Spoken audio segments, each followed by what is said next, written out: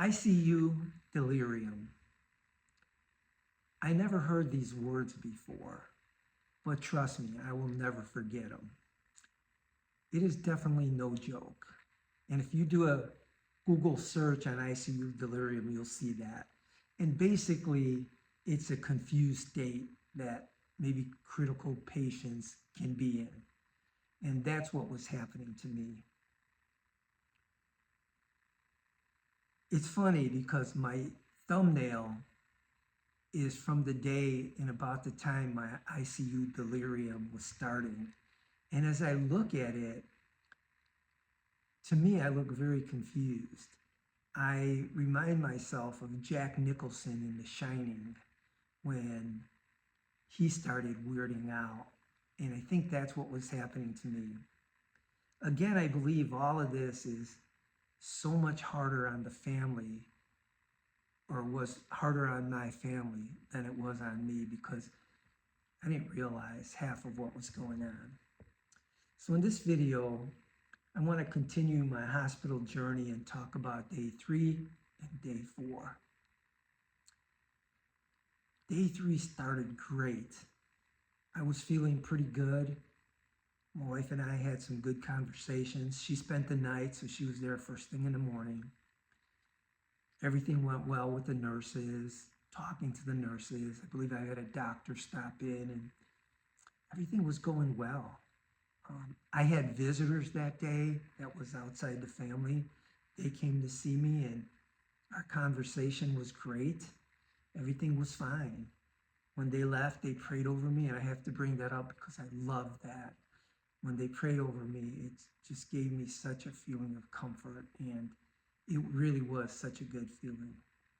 But everything was really going well until it wasn't. Now, what I'm going to talk about, maybe I remember a few things, but I'm just going by what my family told me. So this is based on a lot of stuff that they told me, because really I don't remember it. Everything started later in day 3 with me just mumbling.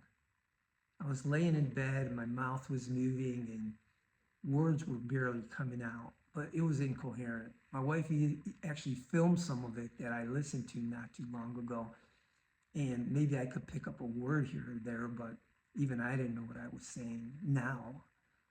But I was mumbling, and that's how it all started. My daughter actually, when it first started, said to the family, "You don't think Dad's goofing around, do you?" Which says a lot about my goofing around character. But I think she was saying that because she was a little worried, and maybe she was hoping that I was goofing around, but I wasn't. So the evening of day 3, start of day 4, I did not sleep. So I did not sleep for a long time. And I believe that kind of added to the ICU delirium issue that I was having. It definitely didn't help. So as the morning of day 4 started, I was still in the same state, but probably a little worse.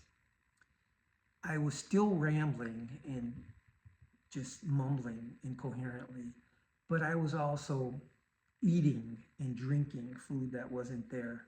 So I'd be mumbling and then I'd grab something, eat it, grab something, eat it. I'd grab something and go like I'm drinking out of a straw. I know I shouldn't laugh, but to me right now it's funny, and at least it worked out well. But that's what I was doing. Then I had one of my most embarrassing moments, which I'm glad I don't remember this, but I guess a nurse came close to me and was doing something on my IV, and I kissed her on the cheek.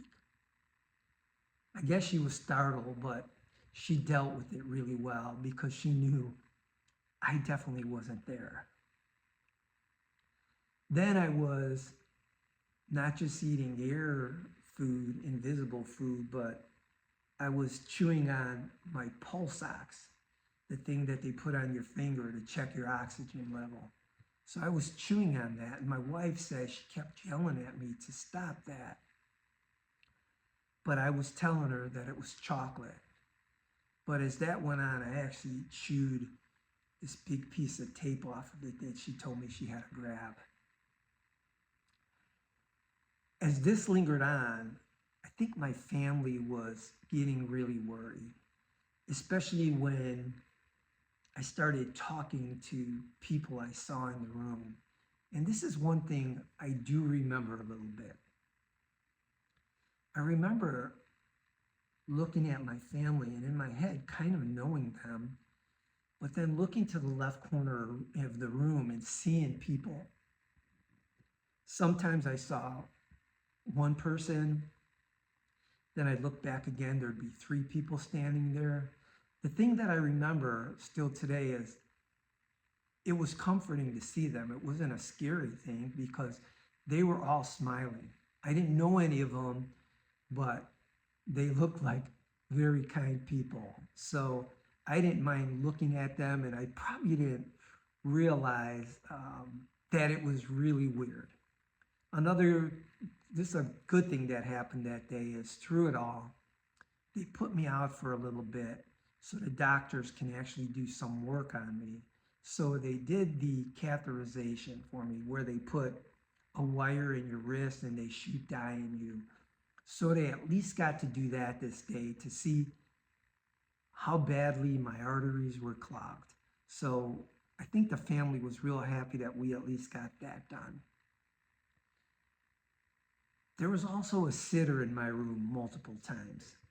I don't remember it either, but my family said the hospital provides somebody to sit in your room to keep an eye on you. And basically in my situation, it was to keep me from getting out of bed. So I think it gave the family a break, but I also think it gave the nurses a break. But my daughter tells me a story about one sitter that I had, and I kept calling him Joe. I'd be like, Joe, get me out of bed here. And he'd tell me no. And my response to him multiple times was, quit dogging me, man. Quit dogging me. So I hope he had a sense of humor, but they didn't seem to think he was too bad. But family praying hard as they could on day 4 because they were so worried that night if, am I going to wake up the same way on day 5? So subscribe and follow my channel and see what happens on day 5. In the meantime, I wish you a blessed day and God bless.